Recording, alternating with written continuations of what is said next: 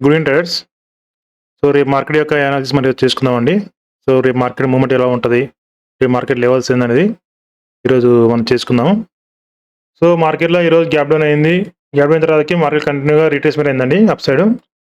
So ఇదంతా మనకు వచ్చేసి 51,500 బ్రేక్ అయిన తర్వాత మార్కెట్‌లో అప్ సైడ్ వెళ్తాం అనుకున్నాం. సో అలా కాకుండా మార్కెట్‌లో మళ్ళీ 51,500 బ్రేక్ చేసుకొని కంటిన్యూగా ఫాల్ అయిందండి.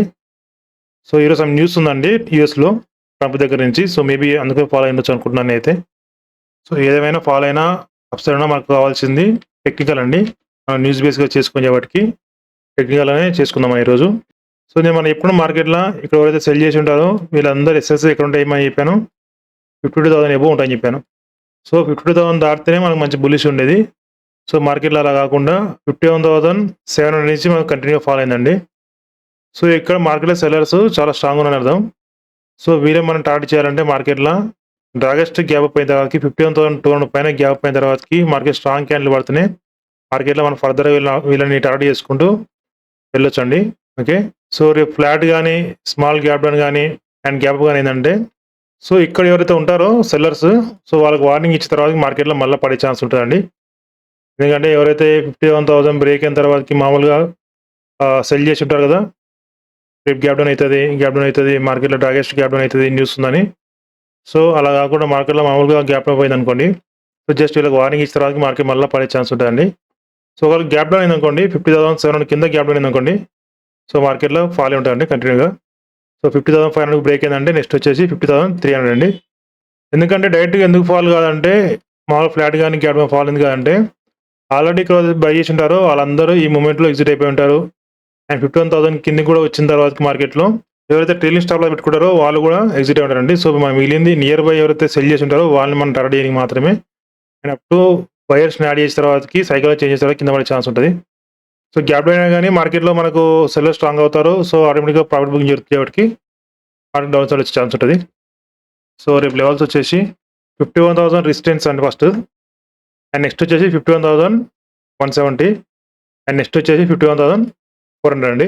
అండ్ సపోర్ట్ లెవెల్ వచ్చేసి 50,760 అండ్ సెకండ్ వచ్చేసి 50,500 అండ్ థర్డ్ వచ్చేసి 50,300 అండి.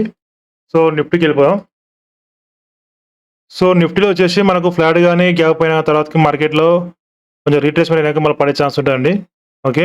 సో లేదంటే డైరెక్ట్ మనకి గ్యాప్ డౌన్ అయిందంటే మార్కెట్‌లో 23,000 బ్రేక్ అయిందంటే నెక్స్ట్ వచ్చేసి మనకు 22,900 అండి.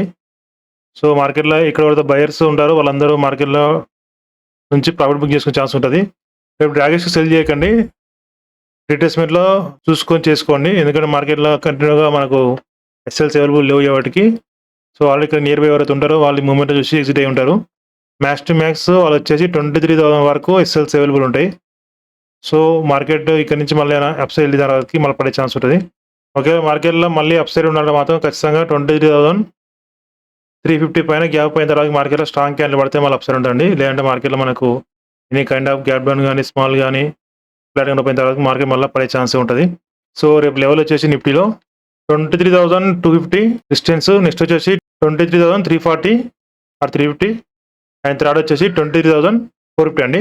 సపోర్ట్ లెవెల్ వచ్చేసి 23,050 అండ్ నెక్స్ట్ వచ్చేసి 22,900 అండ్ నెక్స్ట్ వచ్చేసి 22,800 అండి సపోర్ట్ లెవెల్.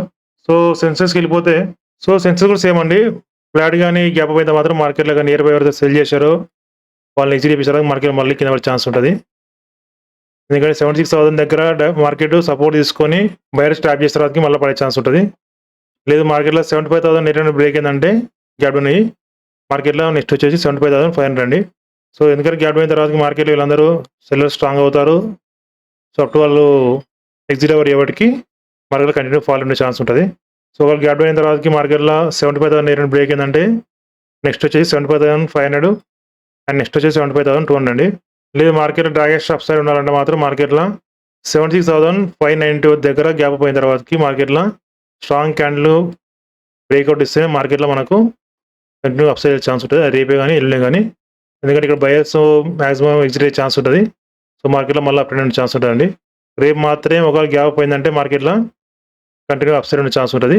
ఇది డ్రాగెస్ట్ గ్యాప్ అప్ అయిన తర్వాతకి మనకు గ్రీన్ క్యాండిల్ పడిందంటే అప్ సైడ్. సో మళ్ళీ బయర్స్ ఎంట్రీ అవుతారు. సో మార్కెట్ మళ్ళీ పైకి తీసుకెళ్ళే ఛాన్స్ ఉంటది.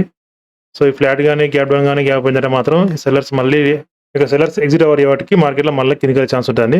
సో రేపు లెవెల్ వచ్చేసి మనకు 76,300 ఫస్ట్ డిస్టెన్స్, అండ్ నెక్స్ట్ వచ్చేసి 76,600 అండి, అండ్ థర్డ్ వచ్చేసి 76,880, అండ్ మన సపోర్ట్ లెవెల్ వచ్చేసి 75,800, అండ్ నెక్స్ట్ వచ్చేసి 75,500, అండ్ థర్డ్ వచ్చేసి 75,200 అండి.